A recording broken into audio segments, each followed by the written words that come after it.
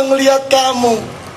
Hiduplah seakan-akan engkau melihat Allah. Kalau engkau tidak bisa melihat Allah, seakan-akan engkau dilihat oleh Allah, kan begitu. Jadi aku gak enak terus pekewo. Mau jadi kiai yang beneran aku ya pekewo karo Kanjeng Nabi. Pakaian rek gitu. Boten pun. Boten ampun. Misalnya saudara-saudara, hidup itu harus melalui 5S. Kemana ya? Terus Umar bin Khattab, Ainun Najib, hadis Rasul dulu baru bikin hadis sendiri. Hadis Rasul ente nggak apal, bikin hadis sendiri. Aku sembun boten. Makanya saya ndak mau lebih terkenal dari Nabi Muhammad. Ndak boleh. Tugas kita mempopulerkan Muhammad. Jangan sampai kita lebih populer dari Muhammad. Jangan bikin majelis Rasulullah.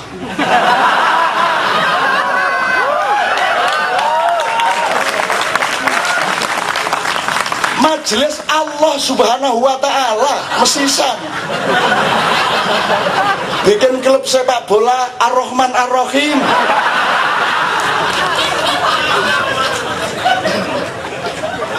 Azza wa Jalla Ben. Mesisan wis. Kesuwen iki. Entakno kabeh wis. Tempe penyet Israel. Pedes kabeh Israel hari ini ya. Coba wis. Dintekno kabeh pokoke. Biro perjalanan pakai paten ya buruk wis biyen buruk wis dintekno wis entek iki sesuk Gusti Allah bingung iki opo tak kei malaikat 10 dilek kabeh dilek kabeh iki opo arek-arek iki sembarang kok didol iki lho. Oke, saya ndak akan baik, pokoknya semua dijual, apa saja dijual murah masalahnya, betul nggak? Dijual murah. Seorang artis mestinya kalau dikontrak itu tanya ini main film apa atau sinetron apa, ya toh? Saya tak lihat skenarionya dulu, kalau saya cocok kita ketemu lagi runding, ya toh? Kalau saya boleh saya akan menawar karena saya tidak sependapat sama skenario ini, kan begitu? Nanti kalau sudah sepakat inti dan idealisme skenarionya, baru kita runding syutingnya kapan, berapa lama, saya punya anak, saya punya kesibukan lain, cocok enggak waktunya. Kalau sudah cocok waktunya, dirunding lagi ini pakai kostum apa, pakai copot celana apa tidak. Nah itu dirunding juga. Tolong diceritakan sekarang bagaimana menjadi artis di Indonesia. Itu semua kan nggak boleh dijual, Mas. Itu namanya martabat. Dalam hidup kan kita tahu ada 3, nyawa, martabat, harta. Dan ini yang dilindungi oleh setiap muslim. Di mana ada engkau, aman nyawanya orang, aman martabatnya orang, dan aman hartanya orang. Selesai kalau 3 itu aman. Setahu saya dari beliau-beliau ini artis sekarang, misalnya di salah satu yang terbesar itu nggak pakai gitu-gitu, pokoknya disuruh datang, ditelepon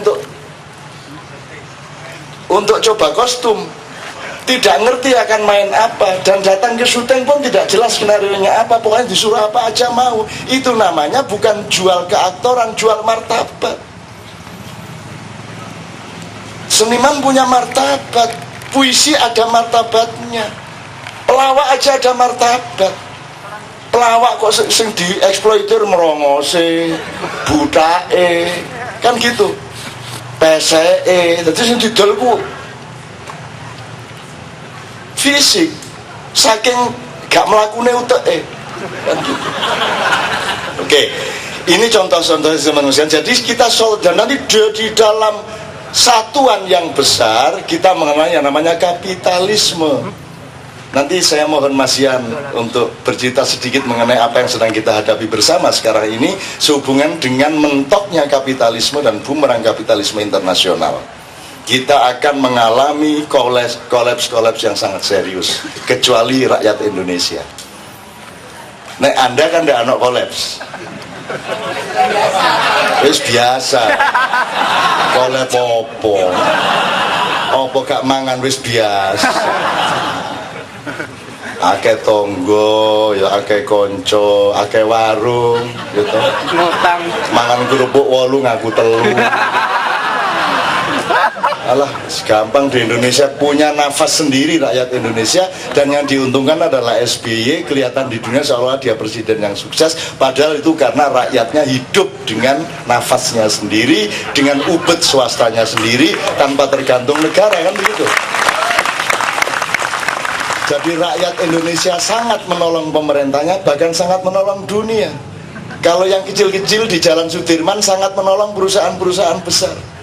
Akan makan apa itu karyawan-karyawan kalau nggak ada warteg-warteg di bawah? Jadi kan tidak rasional sebenarnya cash flow antara input dan outputnya di dalam perusahaan. Kalau nggak ada warung-warung kecil itu terus ya opo, kan begitu. Nah, jadi teman-teman sekalian, kita kembali kepada pertanyaan apa sih yang boleh dijual, apa yang tidak. Menurut saya, departemen yang paling harus hati-hati itu kesehatan, pendidikan, kebudayaan, dan agama. Ini harus sesedikit mungkin berjualan. Bahkan mereka memang harus dibiayai. Jadi kalau Pak Jero Wajik pernah mengeluh, teman-teman saya menteri mengatakan bahwa departemen saya itu departemen konsumtif, tidak produktif. Loh ya memang harus konsumtif. Loh mosok seniman suruh jualan diri, mosok Rendra suruh. Dulu Rendra kan setengah mati dia keuangannya, terus Rendra disuruh jualan puisinya. Suruh bagaimana? Kita hormati dong kreativitasnya, kita hidupi dia, kan begitu. Makanya ngerti dong kalau rohani itu harus dibiayai. Cintamu itu harus kamu biayai. Dan jangan dibilang itu konsumtif. Memang cinta, masuk cinta suruh biayai berarti jenenge melacur. Nah cinta itu membiayai, cinta harus dibiayai dong, kan begitu. Ya cinta memang harus dibiayai. Kalau mau didetail, gitu loh teman sekalian. Nah, terus kita sekarang punya ini. Sebelum Mas Yan dan Sabrang, saya mohon kita, karena beliau ini punya penyakit agak ngantuan kalau sudah larut malam, dan kita kasih ini. Tolong cerita dulu Mbak Westi, Mbak Dewi tentang film itu. Film itu kan juga apa ya, itu yang bikin mereka bertiga sebenarnya, Sabrang sama Mbak Dewi sama Mbak Westi. Film itu yang bu film piye lah, saya disuruh bantuin, saya bantuin, dan saya nggak punya pengalaman film tapi tetap saya tuliskan. Saya ini bukan seorang profesional, jadi saya tidak mengerti profesi apapun. Saya hanya punya pekerjaan sekarang ini membantu yang saya bisa, siapa saja yang minta bantuan kepada saya di bidang apapun saja, gitu loh. Sehingga saya tidak punya diri saya sendiri, saya tidak pernah memikirkan diri saya sendiri, saya tidak punya karya dan tidak punya cita-cita apapun. Saya juga tidak akan mencalonkan diri jadi apapun. Wong dadi awakku dhewe meh gagal katanya nyalon-nyalon dadi liyane barang. Gitu loh, lah ngerepoti aja gitu loh. Jadi barang siapa masih mencalonkan diri, saya tidak percaya sama dia. Barang siapa masih mencalonkan diri, saya sudah tidak percaya kepada dia. Itu rumus saya. Kalau Indonesia masih hidup dengan orang yang mencalonkan diri, Indonesia akan hancur. Wis percaya wis. Dan itu tidak lama lagi. Saya tidak menganjurkan golput, cuman kalau tidak golput itu nemen gobloke lu. Enggak, cuman enggak golput ya enggak apa-apa, cuman yo rada nemen gitu loh. Yo mosok gak kapok-kapok kayak biyen jelas mangan taek kayak biyen juk dimut ae. Masih dikulum terus udah jelas tai. Masih dikulum terus masih optimis, jangan-jangan permen ya, coba. Lu kok pahit, lu kok gimana? Sebentar, mungkin lidah saya nggak sehat ini. Coba lagi, setiap 5 tahun ngemut meneng. Wes jelas taek, jadi matmu taek hari-hari ini. Padahal ngemut itu lah enak sih jangan, asal tepat.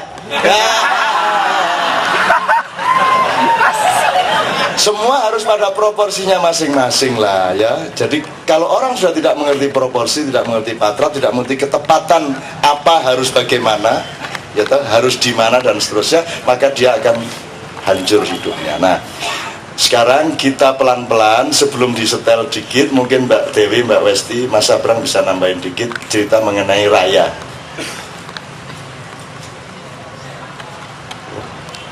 Assalamualaikum warahmatullahi wabarakatuh. Nggak cerita ya sedikit tentang perjalanan ini. Film kedua saya dan Sabrang yang akan beredar setelah Minggu Pagi di Victoria Park. Jadi awalnya memang yang paling sulit adalah mendekati Cak Nun untuk meminta beliau untuk menulis. Pada saat itu kita berpikir bahwa kita harus punya satu film yang juga ikut memberikan sesuatu yang bisa mencerdaskan dan bisa membawa pulang dari isi film itu. Dan kita pengen bicara tentang hal-hal yang lebih spiritual, dan kalau bukan Cak Nun yang ngomong gitu, bukan yang nulis gitu, saya pikir nggak akan ada yang bisa. Jadi pada waktu itu kita minta sama Cak Nun, kita bilang bahwa Cak Nun, kalau Cak Nun sayang sama kita, sayang sama masyarakat Indonesia, bikin filmnya Cak Nun.